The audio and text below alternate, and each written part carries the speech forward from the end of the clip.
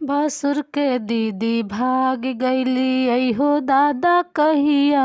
भसुर के दीदी भाग गईली अइहो दादा कहिया। भसुर के दीदी भाग गईली। पुलिस से दरोगा पूछे और पूछे सिपहिया। भसुर के दीदी भाग गईली अइहो दादा कहिया। भसुर के दीदी भाग गईली। भसुर के दीदी भाग गईली लखनऊ में बस गईली। भसुर के दीदी भाग गईली लखनऊ में बस गईली।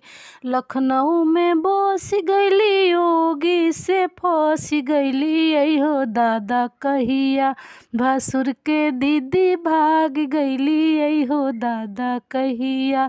भसुर के दीदी भाग गईली दिल्ली में बस गईली। भसुर के दीदी भाग गईली दिल्ली में बस गईली। दिल्ली में बस गईली मोदी से फंस गईली अइहो दादा कहिया। भसुर के दीदी भाग गईली अइहो दादा कहिया। पुलिस से दरोगा पूछे और पूछे सिपहिया। भसुर के दीदी भाग गईली अइहो दादा कहिया। भसुर के दीदी भाग गईली।